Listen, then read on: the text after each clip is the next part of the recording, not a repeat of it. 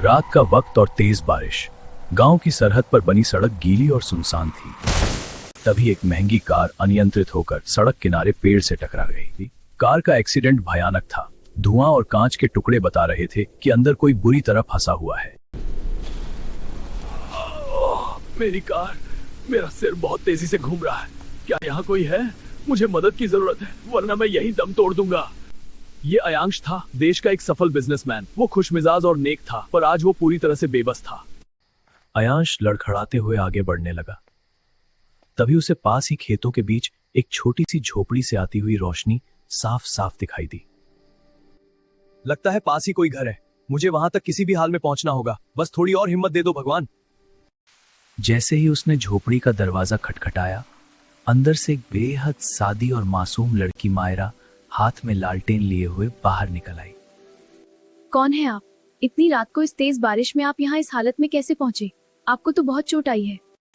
रास्ते में मेरा एक्सीडेंट हो गया है। क्या आप मुझे थोड़ी देर के लिए अंदर पनाह देंगी?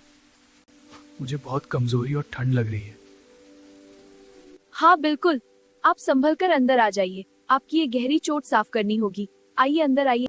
मायरा ने अयांश को सहारा देकर अपनी इकलौती खटिया पर बिठाया। वो तुरंत चूल्हा सुलगाकर जख्मों को साफ करने के लिए गर्म पानी लेकर आई। तुम यहाँ गांव के बाहर अकेली क्यों रहती हो? क्या तुम्हें यहाँ इस सन्नाटे में बिल्कुल भी डर नहीं लगता है?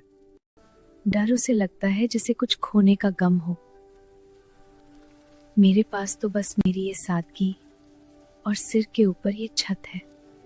मायरा के चेहरे पर एक ऐसी मासूमियत और रूहानी चमक थी जिसे अयांश अपनी शहरी दुनिया में कभी देख नहीं पाया था। मेरा नाम अयांश है। आपका नाम क्या है? जी, मेरा नाम मायरा है। तुम्हारी बातें बहुत अलग है मायरा। मैंने अपनी पूरी जिंदगी सिर्फ काम और मशीनों के बीच बिताई है। यहाँ बहुत सुकून है। काम करना जरूरी है, पर बीच बीच में दिल को भी आराम देना चाहिए। सुकून तो हमारे भीतर ही होता है अयांश जी। मायरा अयांश से बातें करते हुए साथ साथ बड़े प्यार से उसके जख्म साफ करती रही और उसने सलीके से उसके सिर पर पट्टी बांधी। तुम कितनी नेक और दयालु हो। मैंने आज पहली बार महसूस किया कि निस्वार्थ सेवा क्या होती है। तुम्हारा बहुत बहुत शुक्रिया। शुक्रिया की बात नहीं है। अब आप ये लीजिए गर्मा गर्म अदरक वाली चाय और ये सादा खाना।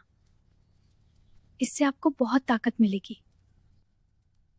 ये चाय वाकई कमाल की है। सच कहूं तो ऐसी तसल्ली मुझे महंगे पकवानों में भी कभी नहीं मिली। बारिश अब हल्की हो गई थी। अयांश और मायरा झोपड़ी के दरवाजे पर खड़े होकर रात के सन्नाटे को महसूस कर रहे थे। मायरा, तुम्हारी इस सादगी ने मेरे दिल की सारी उलझनों को सुलझा दिया है। तुम वाकई एक फरिश्ता हो। इंसान फरिश्ता नहीं होता, बस उसके दिल की नेकी उसे बड़ा बनाती है। आप बस अपने भीतर की उस नेकी को कभी मत खोना। मैं ये रात और तुम्हारा ये साथ कभी नहीं भूलूंगा। काश ये वक्त यहीं थम जाता और मैं बस तुम्हें सुनता रहता। रात गहराने लगी थी। मायरा ने अयांश को खटिया पर ही आराम करने की सलाह दी और वो खुद जमीन पर चटाई बिछाने लगी। नहीं मायरा, ये ठीक नहीं है। तुम नीचे क्यों सोगी? मैं जमीन पर सो जाता हूँ, तुम खाट पर आराम कर लो। नहीं अयांश जी, आप मेहमान हैं और घायल भी। मेहमान का सम्मान करना मेरा सबसे पहला कर्तव्य है। आप बस आराम कीजिए। अयांश खटिया पर लेट गया और मायरा नीचे चटाई पर सो गई। उस रात झोपड़ी में एक गहरा और रूहानी सन्नाटा था। उस रात अयांश की आंखों में नींद नहीं थी। वह खामोशी से सो रही मायरा के उस सादगी भरे चेहरे को देख रहा था जिसने उसके दिल में एक नई हलचल पैदा कर दी थी। कितना सुकून है इसके चेहरे पर।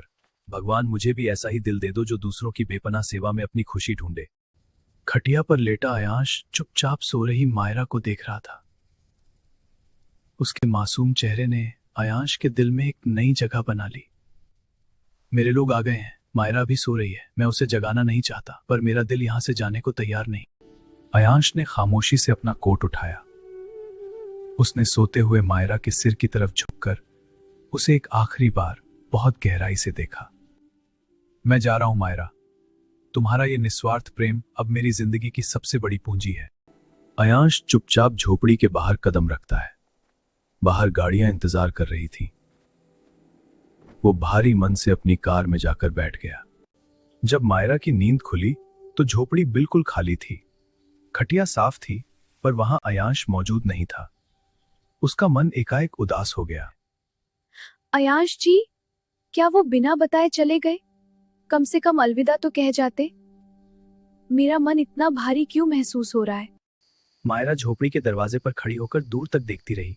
उसे उस अजनबी मुसाफिर की बहुत याद सताने लगी थी।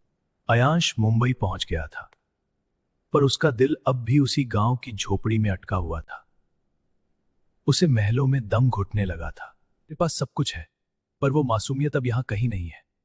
मायरा, तुम्हारे बिना ये दुनिया बिल्कुल अधूरी है। अयांश ने अब और इंतजार नहीं किया। वो फिर से उसी गांव की ओर चल पड़ा। आज उसके पास मंजिल और मकसद दोनों साफ थे।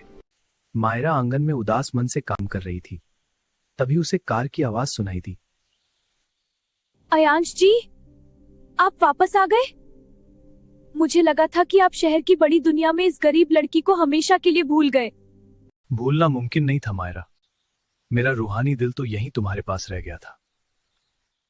मायरा, मैंने अब तक सिर्फ सफलता के पीछे दौड़ लगाई थी, पर तुम्हारे साथ रहकर मुझे प्यार की असली कीमत समझ आई है। क्या तुम मेरा साथ दोगी? मैं अपनी पूरी जिंदगी तुम्हारी इसी सादगी के साथ बिताना चाहता हूं। आप बहुत बड़े इंसान हैं अयांश जी। मेरे जैसी मामूली लड़की का आपके साथ क्या रिश्ता? क्या ये मुमकिन भी है? प्यार बड़ा या छोटा नहीं होता। क्या तुम मेरी जीवन संगिनी बनकर मेरे साथ चलोगी? अगर आप मेरी इस सादगी को ही अपना संसार मानते हैं, तो मैं अपना पूरा जीवन आपके नाम और आपकी सेवा में समर्पित करती हूँ। अयांश ने मायरा को गले लगा लिया। अब उनका रिश्ता शादी के बंधन में बंधेगा। लाल जोड़े में सजी मायरा जब मंडप में पहुंची, तो उसकी खूबसूरती देखकर हर कोई दंग रह गया। वो एक राजकुमारी लग रही थी। तुम बहुत खूबसूरत लग रही हो। आज तुम वाकई मेरे घर की लक्ष्मी बन गई हो। मंत्रों के बीच अयांश ने मायरा को मंगलसूत्र पहनाया।